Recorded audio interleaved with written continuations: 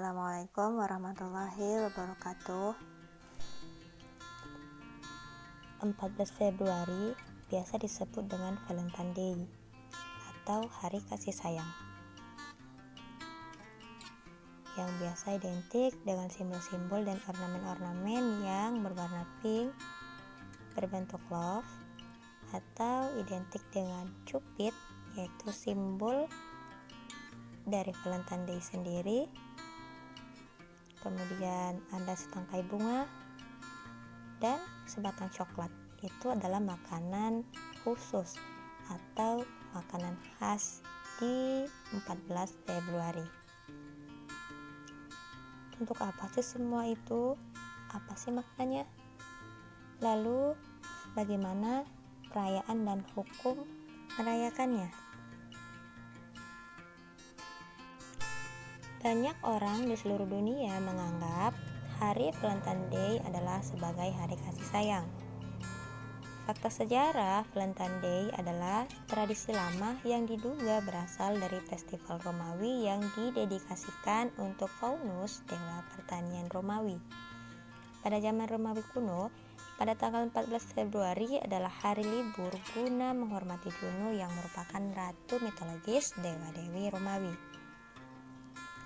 Orang Romawi menyebut Juno sebagai dewi pertanian. Nama Valentine sendiri berasal dari salah satu santo atau orang suci dari agama Kristen yang memiliki akhir kisah cinta yang tragis. Pasalnya diceritakan bahwa Valentine dipukul dan dipasung pada tanggal 14 Februari 278 Masehi.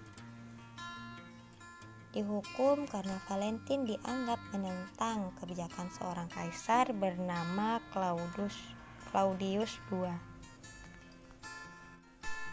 Sehingga pada tanggal 15 Februari diadakanlah sebuah perayaan bernama Festival Lupercalia yang umum disebut dengan Festival Kesuburan.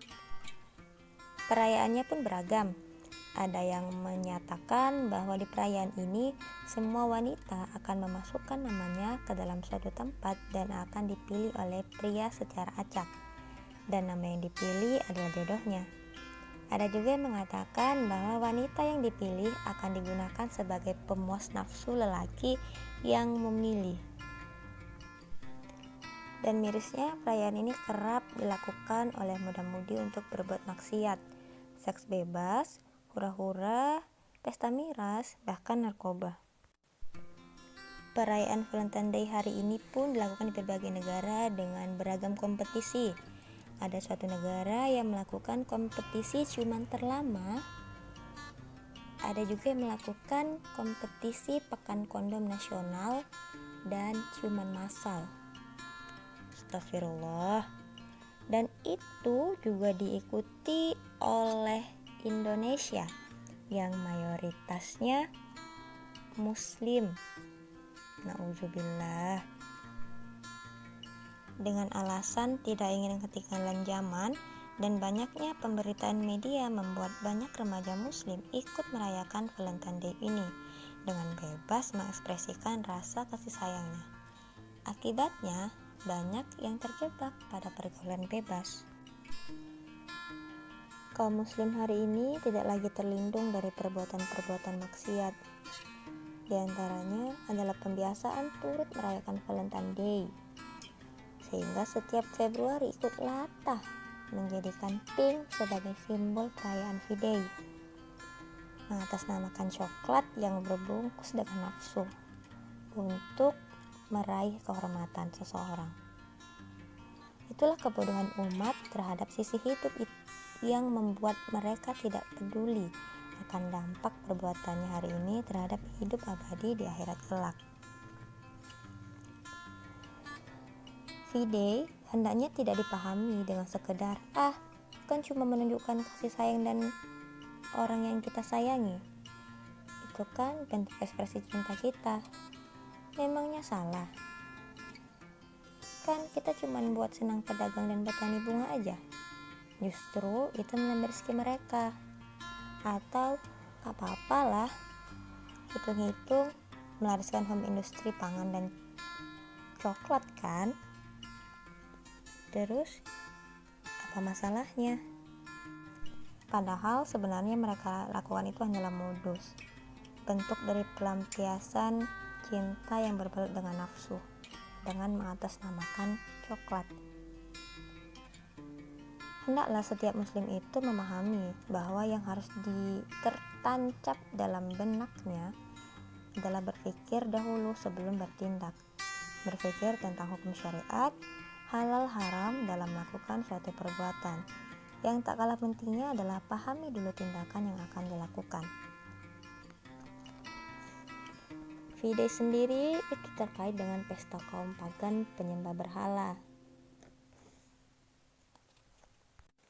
Perayaan itu juga bukan dari Islam, justru balik mencelakakan pemikiran anak muda. Sejak masa Romawi yang lalu dikaitkan dengan tokoh Nasrani. Alhasil, memperingatinya berarti turut melakukan tindakan orang-orang kafir yang jelas-jelas haram hukumnya. Seperti dalam hadis riwayat Ahmad, siapa saja mengikuti suatu kaum, maka ia termasuk golongannya. Dalam Quran Surah Al-Ma'idah ayat 48 juga dikatakan, Allah secara tegas mengingatkan bahwa untuk tiap-tiap umatku di antara kamu, kami berikan aturan yang jelas dan terang. Artinya, Islam sudah memiliki aturan yang jelas yang tidak memerlukan cara hidup penganut kepercayaan agama lain, apalagi mengikutinya. Dengan demikian, pada saat kapitalis telah menjadikan V-Day sebagai alat penjajahan, kemudian ini membentuk gaya hidup muslim menjadi liar. Fenomena ini pun menunjukkan bahwa negara gagal melindungi generasi dari perilaku menyimpang. Negara adalah perisai bagi umat yang wajib memperhatikan dan peduli kepada masalah umat, termasuk masalah pada remaja. Negara seharusnya membangkitkan kesadaran berilmu kepada remaja agar tidak membebek budaya barat yang jelas-jelas bertujuan merusak kesucian agama Islam. Itulah ketakutan yang nyata dari musuh-musuh Islam. Wajar jika kemudian mereka membuat perayaan V-Day agar generasi Islam larut di dalamnya dan melupakan Al-Quran. Maka pemuda-pemudi muslim harus berhati-hati. Dan perayaan V-Day itu tidak layak untuk diikuti, sebab itu bagian dari strategi musuh-musuh Islam dalam menghancurkan pemuda-pemuda Islam dan mengkacaukan pemikiran-pemikiran kaum muslimin.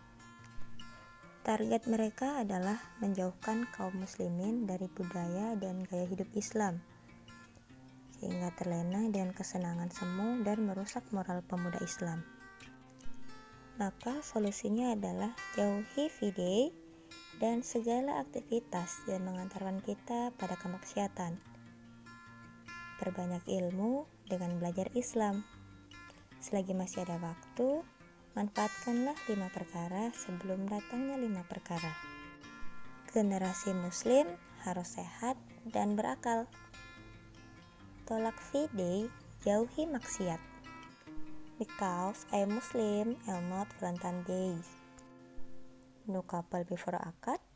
Cintaku bukan sebatang coklat. Assalamualaikum warahmatullahi wabarakatuh.